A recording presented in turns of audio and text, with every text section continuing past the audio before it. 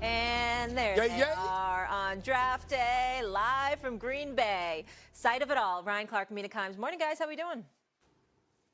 Good morning. Hey, good morning. I was going to rock that shirt today. Which one? In that color. But I saw Ryan on Get Up this morning, and I said my brother would look better than me in that shirt. I can't do that to myself today, so I didn't do it. I didn't do it. You got to wait to see what I got on later, though. Okay. Oh, you know I'm going to be looking. Wait till later. Oh, you know I'm going to. Oh, you better represent. Wait till later. You better represent. I'm going to be talking about you. RC. You better represent. RC, give us a hint real quick. What color are you going?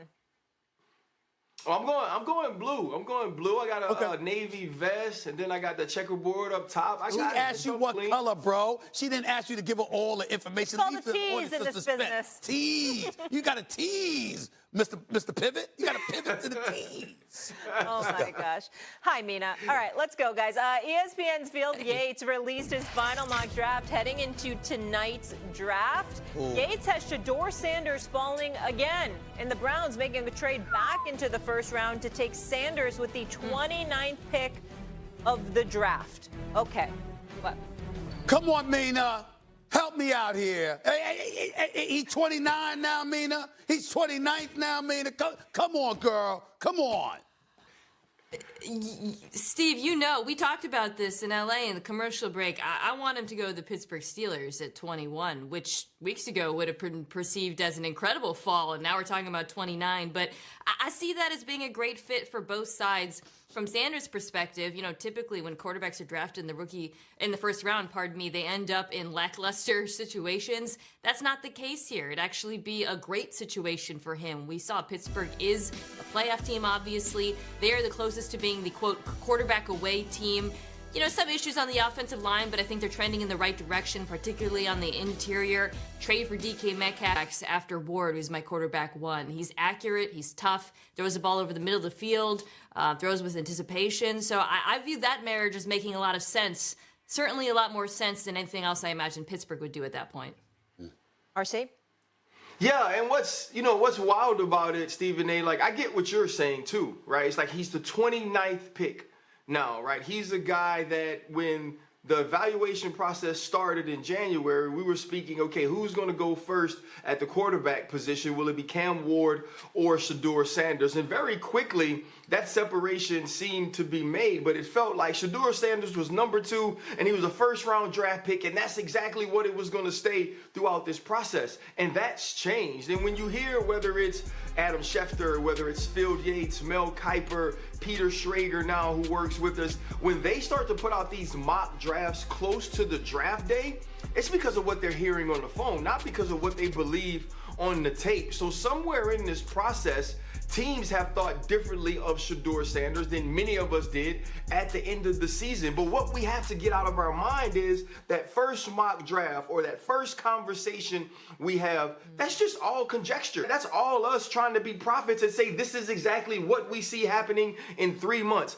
If this is where he is, I'm with Mina. Sometimes you can fall to a better situation, and in being drafted, it's not when you're drafted, it's where you're drafted to, who you're going to play with, and I believe the Pittsburgh Steelers is that place. Fair enough, and I believe it as well. No doubt about it. I hope he ends up with the Pittsburgh Steelers, please.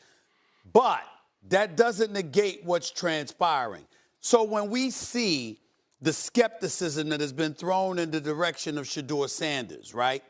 And we wonder how that may impact his draft status. Somebody just reminded me that sometimes that's done on purpose because people who covet you have a lower pick and they're trying to manipulate you falling so you can end up in their hands. That's not beyond the realm of comprehension in the National Football League. And if that's the case, although I don't like it, I would understand it better as opposed to what my primary concern is, which is Deion Sanders being who he is, knowing football the way he does, being as accomplished as he is, having the kind of impact on his son as a father, having the inside context in the National Football League.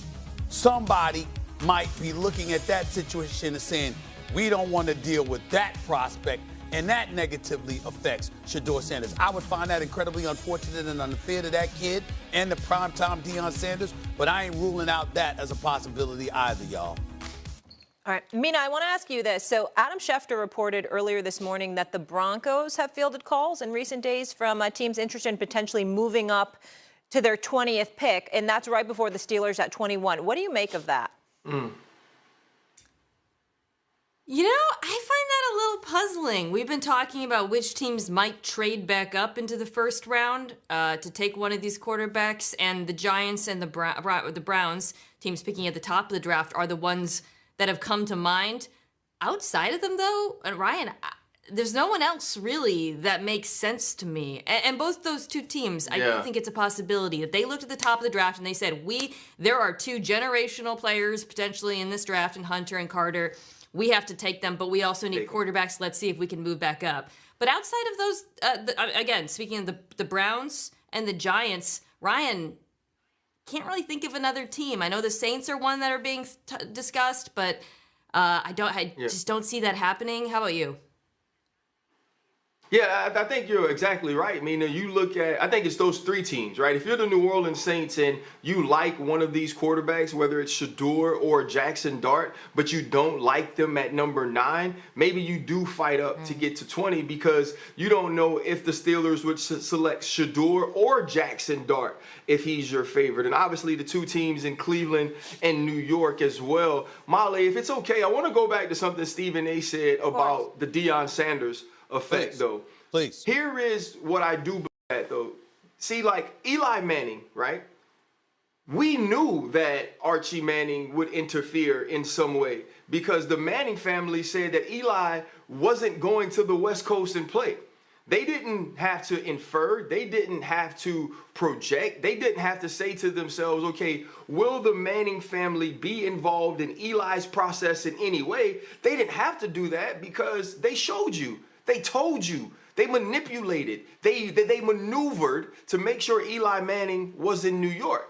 But for New York, whether it was the Manning name, whether it was the way Archie and Peyton were perceived, respected, the way they were digested, that was okay for that family. And maybe it was the fact that they thought Eli Manning was so talented, a future Hall of Famer, that they would say to themselves, it doesn't matter if this family would interfere.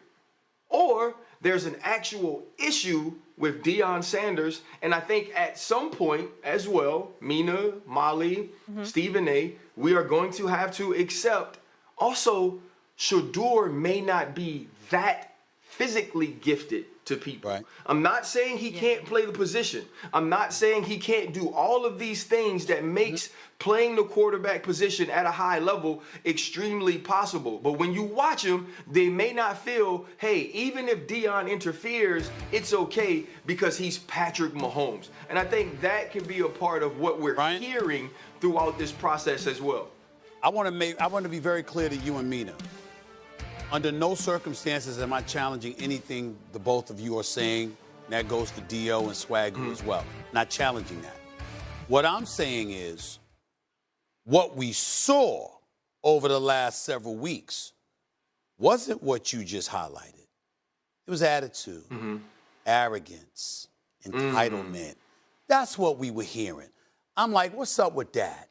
Like, if you're not physically gifted enough, we can tell. When you say Cam Ward going number 1 and you say he has physical gifts that you simply can't teach and Shedeur Sanders doesn't have that, nobody arguing with that. Yeah, but you're right. That wasn't the conversation. That was not the conversation. Yeah. And so because that